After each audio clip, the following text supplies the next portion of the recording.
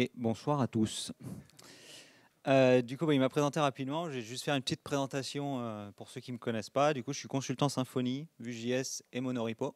Ça fait 14 ans que j'ai ma société et que je fais ça en indépendant. Je suis passé par un CDI à une période sombre de ma vie pour acheter un appartement, mais je suis revenu en indépendant après rapidement. Il n'y a pas de mal à être en CDI, je vous rassure. Du coup, je suis le créateur d'Alfred.fr. C'est une plateforme SaaS qui est là pour aider les indépendants à faire du devis, de la facturation, des contrats, à gérer les CGU, recueillir des avis, etc. C'était un long projet qui a abouti en 2019. Et il y a un an, j'ai lancé Lichen.fr, qui est un autre projet, plusieurs plateformes SaaS ce coup-ci, qui est là pour développer la robustesse des territoires face au changement climatique. Parce que c'est un sujet qui me concerne énormément. Et j'ai pour objectif d'ici 2030, du coup, de passer 100% des projets de ma société pour des problématiques climatiques et sociales. Parce que ça fait partie de moi, c'est mes valeurs, et du coup, je vais essayer de pousser ça. Ça sera peut-être un peu plus loin que 2030 parce que c'est compliqué, mais on va essayer.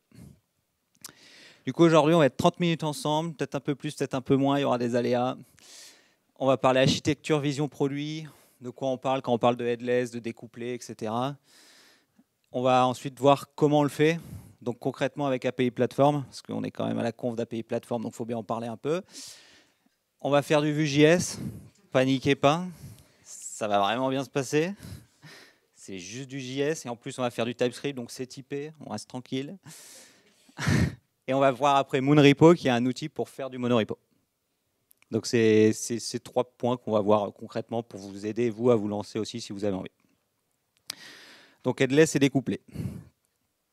Donc headless, pour ceux qui ne connaissent pas, c'est juste faire un outil. Donc on prend le métier. Hein, vous allez voir, je suis beaucoup drivé par on fait du métier avec des humains qui utilisent le code comme un outil pour délivrer du métier.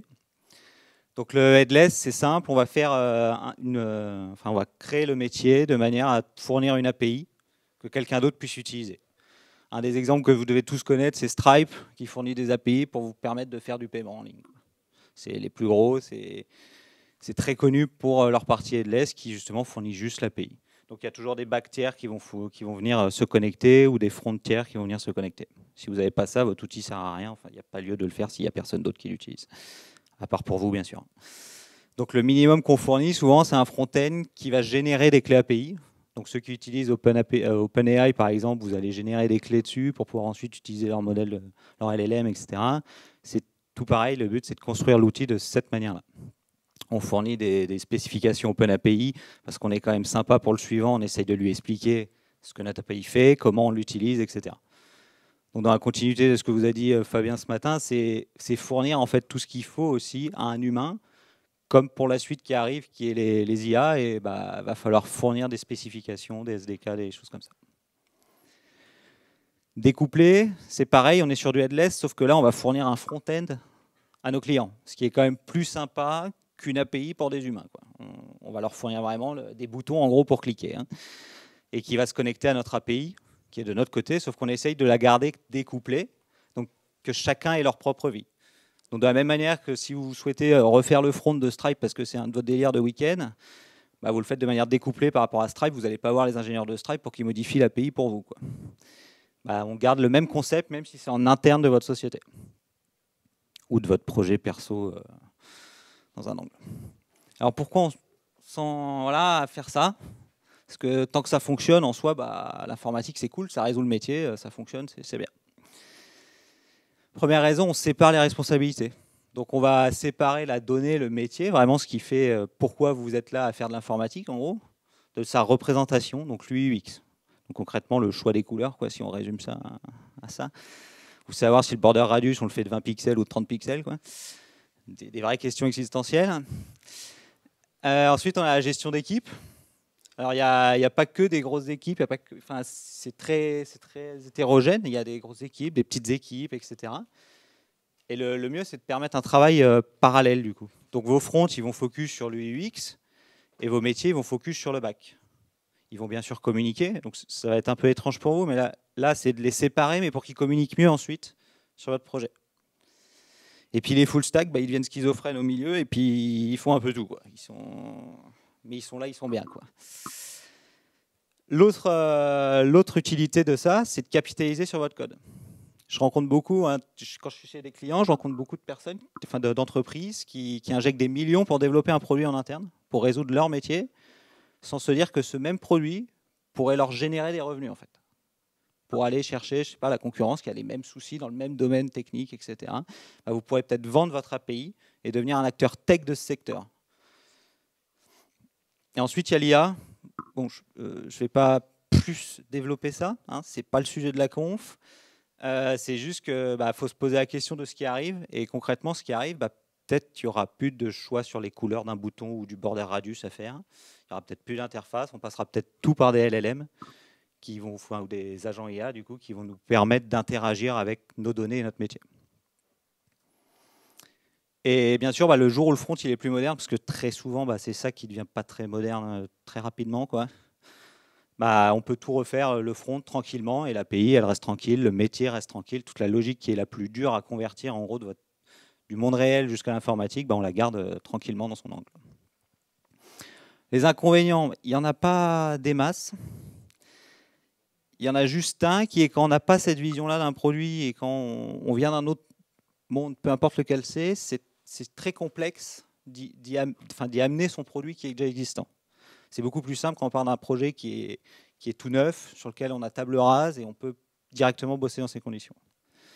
Ça se fait, j'accompagne des entreprises pour faire ces transitions, mais c'est toujours une belle aventure, quoi. Donc on va parler d'API plateforme. Ça c'est pour ceux qui... Donc on est quand même au-dessus, on est sur un très très bon produit. Moi ça fait 14 ans du coup je vous dis que je bosse avec Symfony. J'y reviens toujours, j'y reviens d'autant plus depuis qu'API Platform existe. J'ai essayé d'autres technos du fait que j'ai des clients qui sont en C#, en Python, etc. Très clairement, je reviens tout le temps vers ces technologies que vous voyez à cette conférence parce que c'est juste une merveille pour les développeurs, quoi. Donc le but, ça va être de représenter le métier, tel qu'il est. Donc on va revoir notre product owner. Ça, c'est mon côté très humain qui ressort. On retourne voir le product owner, on va lui parler. Et on essaie que les développeurs ils connaissent le métier, qu'ils ne soient pas juste là à prendre un ticket au fin fond d'un backlog en se disant faut faire cette feature, quoi. Donc il faut transmettre ce métier jusqu'au plus profond de vos équipes pour qu'ils connaissent le métier, qu'ils développent ça. Ensuite, on traduit ça du coup en entité, en workflow. Donc en gros, on va avoir les données qui transitent et comment elles transitent, par quel état elles passent, etc. Ça, pareil, toutes ces deux étapes-là, il n'y a pas besoin d'ordinateur. On peut faire ça sur un papier avec des humains autour d'un café, un truc un peu plus sympa, quoi. Et là, on écrit le code. Ensuite, donc on utilise Symfony API Platform. Là, c'est l'exemple. Ça s'applique à d'autres technos, mais ici, on va parler de ça. Et on va se concentrer, du coup, toujours sur le métier. On va justement, avec ces technologies-là, on va pouvoir s'enlever de la tête de savoir comment on crée une API, comment on va créer notre endpoint, comment on va sérialiser les données, etc. API Platform vous fournit tout ça de base. Vous n'avez plus à réfléchir à ça. Un petit peu. Il y a 2-3 cas où vous y réfléchirez. Mais... Ensuite, on optimise et on refactor tout le code. On supprime tout ce qui doit être supprimé, etc. Et ça, on le fait en 4e étape, parce qu'il n'y a pas lieu de faire ça sur un endpoint qui n'existe pas. Donc on le fait ensuite. Et puis on boucle là-dessus. Et on itère. Et le but, c'est d'itérer le plus rapidement possible dans votre produit. Parce qu'un produit, il devient robuste après plusieurs itérations. C'est rarement la première itération qui vient créer un vrai outil. Donc on va chercher à aller un peu au-delà du post, patch, delete et get, que vous connaissez tous dans les API crudes. Donc une fois que vous avez traduit votre métier en workflow, donc c'est ce que vous voyez en blanc et noir, les cases avec les transitions, etc. C'est juste un exemple. Donc vous pouvez utiliser Symfony Workflow qui est un bundle. Je ne sais pas s'il y en a qui connaissent Symfony Workflow là dans la salle. Vous connaissez tous? Je vois toutes les têtes. Okay. C'est bon. Donc vous utilisez ça pour traduire votre métier en workflow. Vous écrivez tout votre métier, votre logique métier, et ensuite, faut exposer l'API en gros pour permettre au dev front ou à un agent IA de communiquer avec votre API. Donc on va aller chercher plus loin que le CRUD pour indiquer vraiment des endpoints qui parlent concrètement à un humain, même si l'API n'est pas destinée à un humain, mais peut-être un agent IA plus tard, pour lui indiquer concrètement ce que va faire votre endpoint. Donc un workflow, très clairement, il y aura l'état qui va être dans l'entité, toujours, peu importe comment vous le nommez. La transition peut être traduite en un endpoint, une transition égale à un endpoint. dépendant de vos droits, de tout ce que vous faites, etc. Et ça, il n'y a pas de miracle, on va dire. Et vos états aussi peuvent être traduits en filtre pour votre API, pour pouvoir trier vos données, etc. depuis l'API. C'est une logique qui s'applique dans tous les projets presque, de faire ça pour débloquer le métier en premier lieu, puis après on itère là-dessus, on vient optimiser tout ça. Donc ça va vous faire des API qui ressemblent un peu plus à ça. J'ai d'autres exemples à vous montrer après, c'était juste pour en parler un tout petit peu. Donc vous reconnaissez l'interface, c'est celle d'API plateforme, de la doc que ça génère. Et vous avez du coup vos ressources, pardon, et chacun de leurs endpoints qui est décrit, qui décrit vraiment ce qu'il fait dans le workflow. Donc les deux derniers de la première case, la description elle n'est pas dingue justement pour une IA ou pour un humain, parce que c'est juste écrit update the land member pour accept et refuse. C'est pas dingue, vaut mieux faire ce qui est en bas où il y a écrit accept, archive, refuse, etc. Donc une fois qu'on a fait ça, il va falloir fournir des clés API. Je vous promets, c'est le schéma le plus complexe qu'il y aura. Il va falloir fournir des clés API à nos clients. Parce que là, on est toujours en headless, on n'a pas fait d'interface. On est content, le métier est content, il ne comprend rien à ce qu'on fait parce qu'ils veulent des boutons. Mais bon, on est content, nous, on back parce qu'on a fait de l'API. Donc on fournit des clés API. Donc il va falloir faire une petite interface pour générer ces clés et permettre à vos clients aussi de moduler les clés pour qu'il y ait des droits différents. On ne va pas faire des clés qui sont en mode Dieu sur votre API, qui ont accès à tout, qui peuvent écrire partout. Alors, il y a des clés qui vont partir peut-être dans Make, dans Net8, justement pour des agents IA, etc. Donc il faut réduire le scope d'une clé. Et laisser l'opportunité aussi à un client de supprimer la clé si jamais elle fuite, si jamais... peu importe la raison. Donc vous créez ça, c'est très très simple. Je vous en montrerai une aussi après si on a le temps. C'est très simple comme interface, c'est une liste. On lui demande le nom de la clé, on lui demande les droits, etc. Les droits étant liés à votre projet même. C'est juste un exemple ici. Donc l'authentification simplifiée, encore une fois, c'est juste pour vous montrer ce qui est possible. Tous ceux qui utilisent Keycloak ou Zitadel ou des outils justement spécifiques authentification, vous passerez peut-être pas par là. C'est juste un exemple de vous montrer qu'on peut du coup faire des providers avec Symfony. Donc le premier, le Zitadel User Provider, c'est vraiment pour les humains. Là, c'est se connecter avec tous les protocoles que vous connaissez pour vous connecter habituels. Il y en a, je ne sais pas combien, ça dépend de votre entreprise. Et ensuite, les personnes API et les land API key, c'est justement pour gérer ces clés d'API. Donc là, il y en a deux parce qu'il y a plusieurs niveaux d'API key. Il y a des clés par personne, il y a des clés par LAN qui est un regroupement en gros dans cette API. Ensuite, on chaîne les providers pour qu'ils puissent aller récupérer le user authentifié pour la sécurité. Donc pour le firewall et les authenticateurs, du coup, vous avez pareil, vous en avez un pour chacun des cas.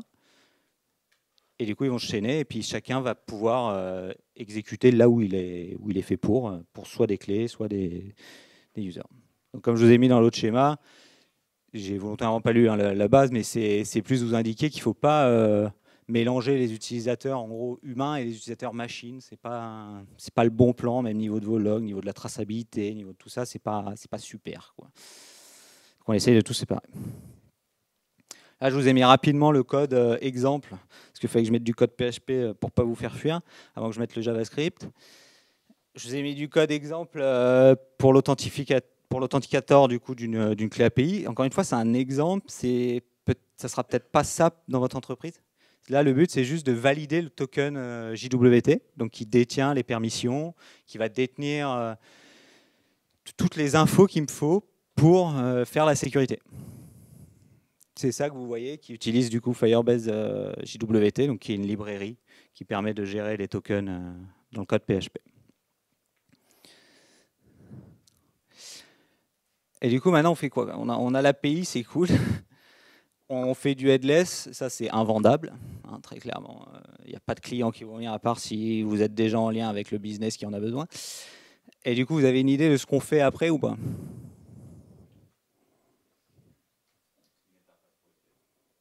Donc il n'y a personne qui teste dans la salle. Okay. Non, il y a le chemin classique que tous les devs aimeraient prendre un jour dans leur vie, c'est-à-dire qu'on quitte, on va chercher des chèvres, on se lance dans l'élevage, on devient même une chèvre des fois. Et puis après, c'est retour sur LinkedIn parce que France Travail, ils financent pas plus de 2 ans. Mais après, on revient et on teste quand même notre API. Parce qu'avant de lancer ça en prod, on va quand même tester l'API, vu que concrètement, l'API est un produit. Et du coup, il faut tester au moins, je dis au moins l'authentification, au moins que le système de token fonctionne, parce que sinon, ça devient compliqué. Donc là, c'est encore une fois, c'est juste un exemple qui vient juste vous montrer que on peut tester très simplement avec du PHP Unit et Zentruck et d'autres librairies. On peut venir tester très rapidement, très simplement, que l'API fonctionne d'elle-même et nous résout le métier. Donc là, votre métier il va être tout content, il va commencer à s'exciter un peu parce qu'il va voir qu'il y a des trucs logiques qui commencent à arriver. Vous pourrez lui parler qu'on valide la logique métier, tout ça, il va être tout content. L'autre point important quand on fait les API, Fabien en a parlé tout à l'heure, c'est qu'on ne supprime pas un endpoint comme ça d'une version à une autre. Okay, on est sympa, il y a des gens qui bossent derrière, qui utilisent votre API, donc vous dépréciez les endpoints, vous dépréciez les ressources, vous pouvez déprécier les propriétés. Vous avez tout dans API Platform pour pouvoir déprécier granulairement, ce qui n'est plus bon, de laisser le temps au front de s'adapter. Vous êtes prêts là ou il y a besoin d'une petite pause? C'est bon. Vue.js. Tout ce que je vais vous dire par rapport à Vue.js, c'est valable dans n'importe quel autre framework que vous utiliserez en front. Okay. Pour vous donner un peu, pour ceux qui ne connaissent pas l'environnement JavaScript, pour vous donner un peu l'ambiance qu'il y a en JavaScript, par rapport au framework, il y a même un site qui recense le nombre de jours depuis qu'il y a eu un nouveau framework. Voilà, on a tout l'historique, on est complet, et voilà. Donc c'est ça l'environnement JavaScript, c'est un peu le western. Voilà, il y a tout ça. Vue est ici en 2015, et il y a eu tout ça d'ici là.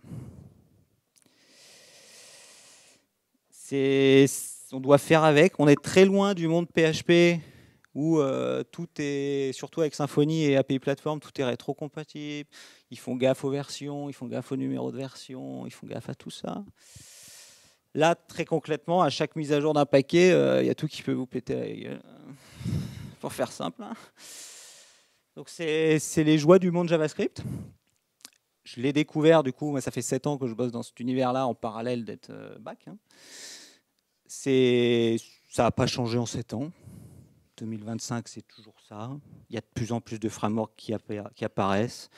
Il y a de plus en plus de variantes de JavaScript, de TypeScript, de tout ça qui apparaissent. C'est merveilleux. C'est un petit coucou aux autres collègues qui bossent dans les autres technos.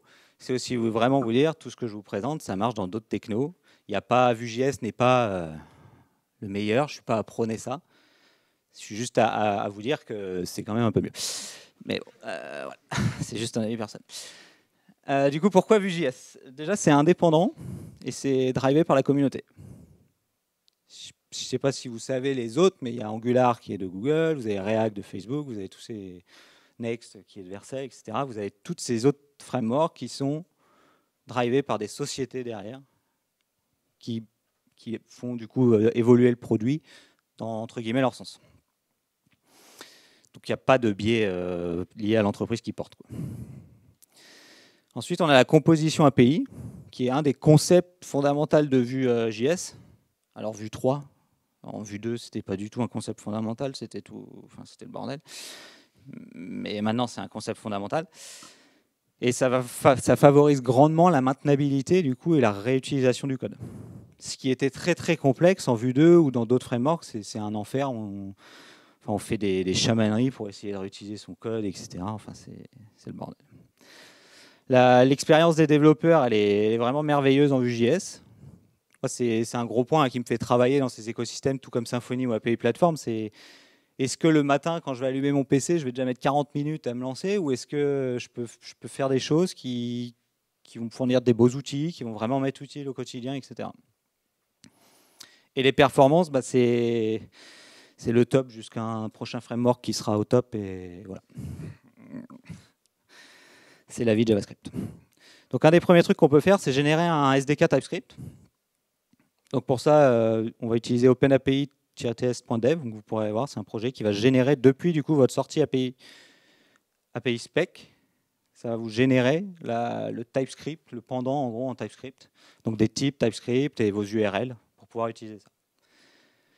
Donc on crée aussi un composable pour utiliser dans les fronts. Un composable, pour vulgariser très violemment, c'est un peu un service côté Symfony. C'est juste, ça permet d'injecter du coup dans les composants d'autres services, d'autres utilitaires. Mais on ne s'emballe pas, on reste découplé. C'est pas parce qu'on a tous les types qui proviennent de notre API qu'on doit descendre ça de partout dans notre interface en fait. Ça c'est l'erreur à ne pas faire. Parce que si vous faites ça, vous allez coupler du coup votre interface avec votre back. La moindre changement que vous avez côté API, ça va vous envoyer péter tout votre back. Donc on garde bien dans la logique que le back il est là pour le métier et toutes les données qu'on traite et les interfaces, c'est des données brutes pour le métier. Et côté front, c'est pour l'UI UX. Ça sert à rendre ergonomique le métier sur un PC. Ça sert juste à ça, l'UI UX. Donc récupérer des données. Vous avez le code ici. Donc là, il y a vraiment eu un call API qui a été fait parce que cette conférence est faite en Vue.js. C'est dingue.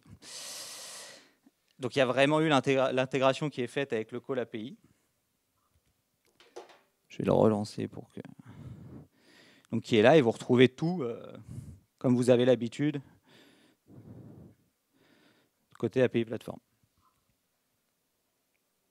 Donc là, ici, j'utilise TanStack Vue Query, qui est framework agnostique, compliqué cette phrase, et qui du coup est utilisable aussi si vous faites du React, etc. C'est juste que ça vient me fournir le useQuery, qui est un composable aussi, du coup, qui vient m'aider à faire mes calls API de façon propre, qui vient me fournir des petits utilitaires aussi autour pour pouvoir afficher en front tout ce qui se passe, etc. joliment. Donc là, c'est vraiment pas beau parce qu'on est dans le front, enfin on est dans le slide, mais c'était juste pour l'exemple.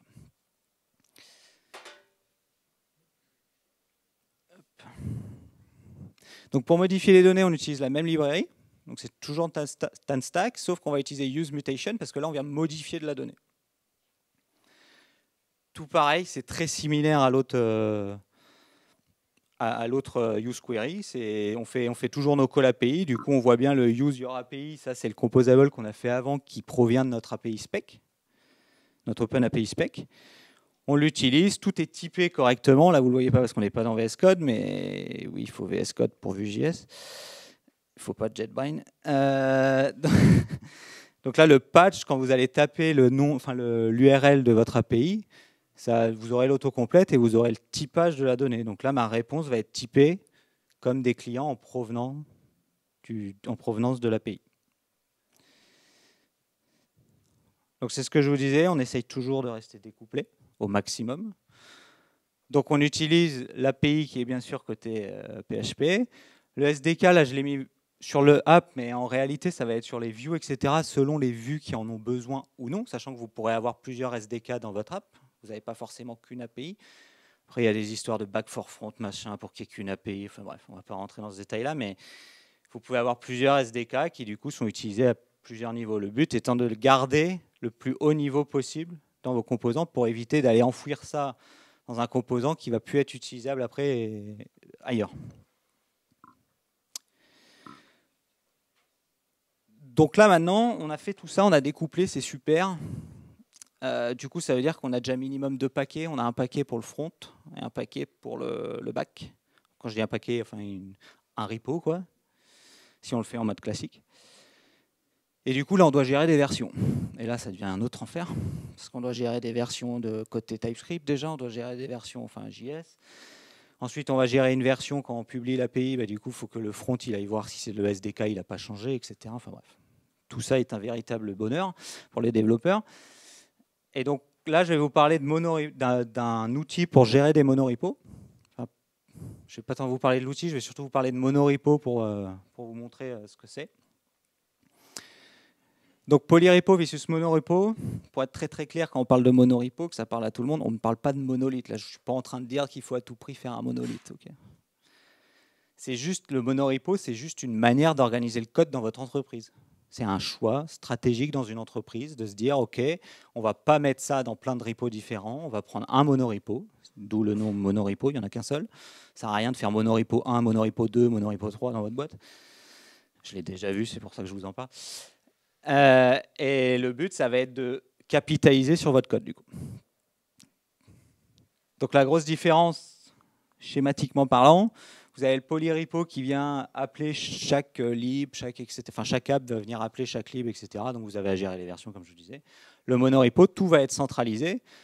Le seul lien que vous avez, c'est un lien sur votre PC, quoi.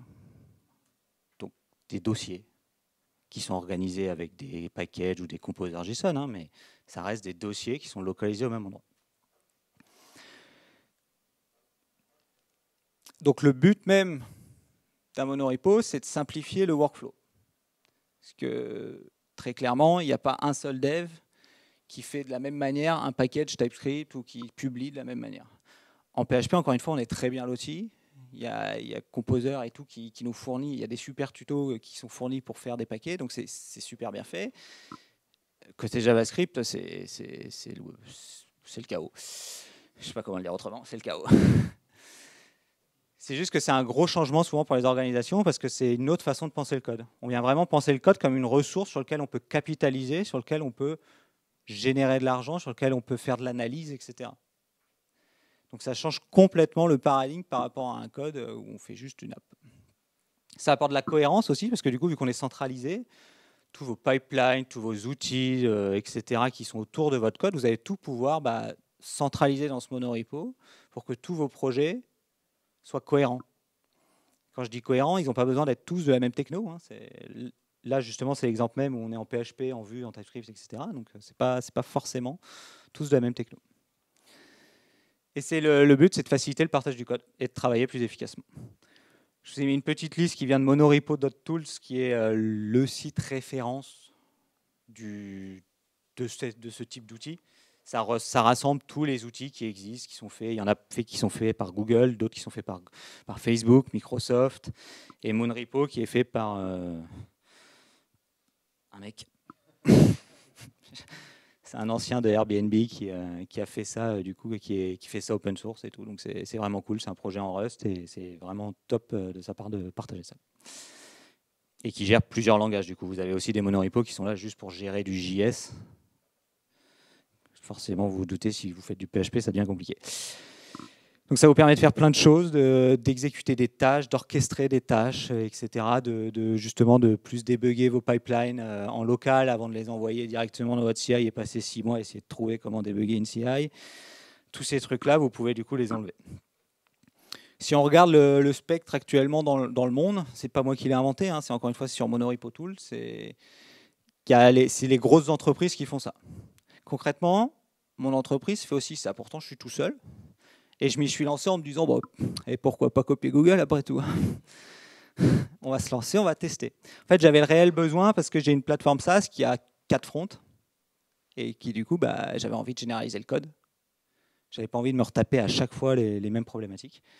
Donc, j'ai regardé ces outils-là et je me suis mis à faire ça. Non pas pour copier les grands, c'était juste un besoin. Et en retour d'expérience, je peux vous dire, en fait, à partir même d'une personne, un seul projet, un projet open source ou quoi, en fait, vous pouvez clairement y aller. C'est un énorme bénéfice pour vous. Vous allez généraliser le code, vous allez faire ça de manière beaucoup plus clean parce que vous aurez des libs qui vont se créer. Vous aurez plein de choses qui vont se créer autour de votre projet qui vont pouvoir être partagées en tant que telles pour d'autres personnes.